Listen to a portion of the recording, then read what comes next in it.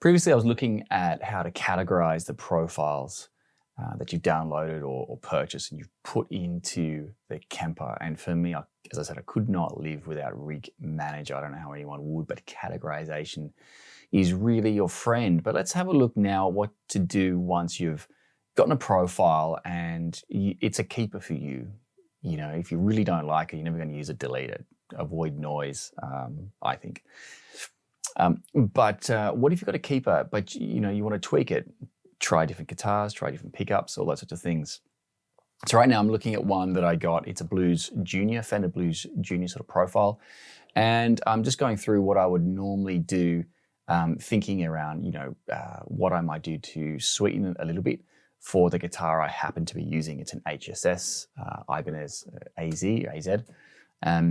So, it's obviously been profiled with probably a Strat. Normally, if it's Tone Junkie and Microbrit, they might say whether they've profiled it for single coils or humbuckers. This one's from the Amp Factory, who are great, but I can't see. All I can see really is it's Fender Blues Junior 1x12 and some of the mics that they used.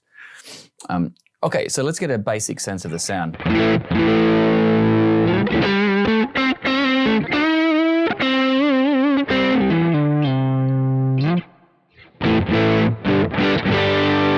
Okay, neck pickup sounds sort of a little muddy to me. Let's try bridge pickup.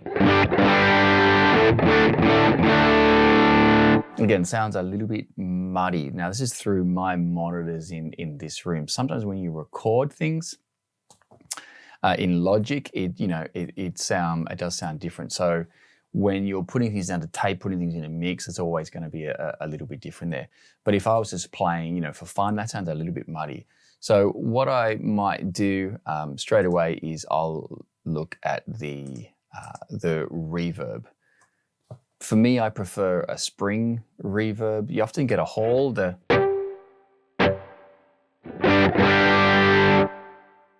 it's not bad, but it's not my favorite. So I'm going to choose a spring. I usually just load the type there. I usually do dwell sort of up around, up almost 3. Decay, I'll normally go up a little bit higher for this sort of thing. Now sometimes, again, with Rig Manager being flaky, when I change reverb, for some reason, I need to click away, select something else, and come back. Okay, so for my ears, I prefer that sort of reverb.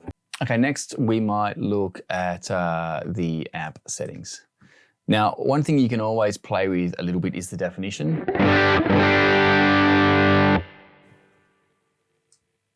So bring that up to 5.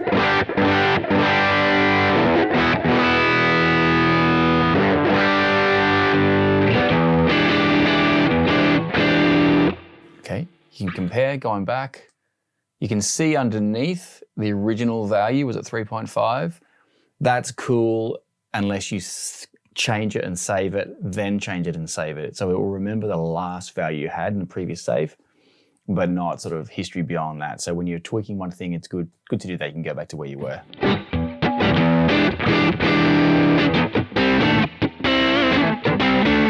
So again, a little bit muddy. I didn't mind that definition up a little bit higher. Let's go just for around 4.6. Okay, I like that, so I'm going to keep that. Now, what I might also do is just increase the treble a little bit. Okay, you can do the same maybe with a presence.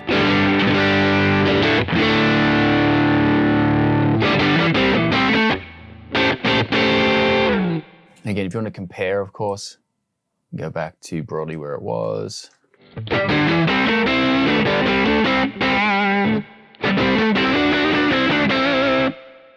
Okay, didn't mind that presence a little bit.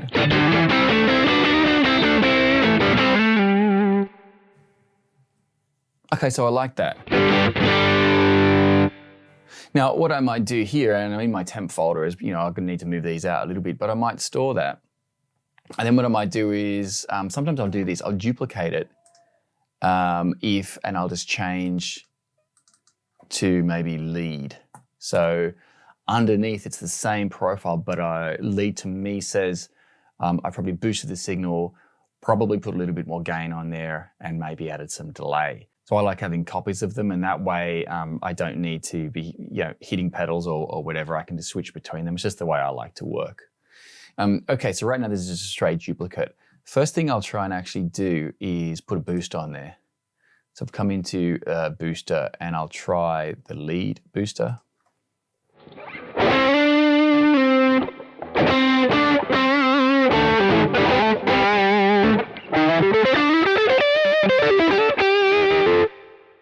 Okay, and with it off.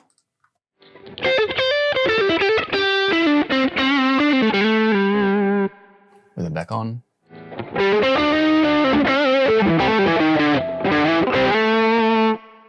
Okay, not so bad, but I kind of might want to change something of the characteristic a little bit. So if I try a Kemper drive, I'll try maybe a blues breaker. The blues breaker into the booster might not be what I want, so I'll turn the booster off. Okay, I don't mind that. Let's put a delay on there as well. Maybe just a single delay in this case.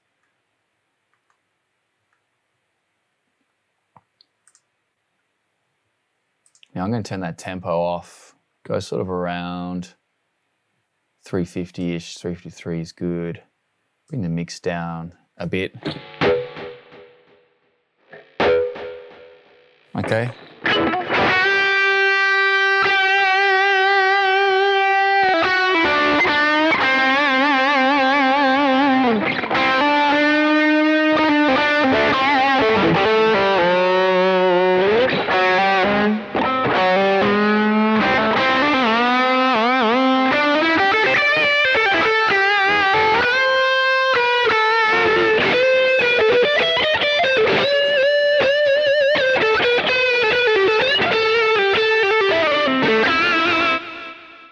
Okay, so I don't mind that. It's pretty wet and everything, but that's a sound I don't mind.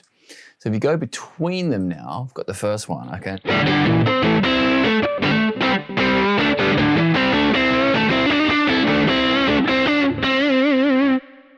Then I can go to a solo sound.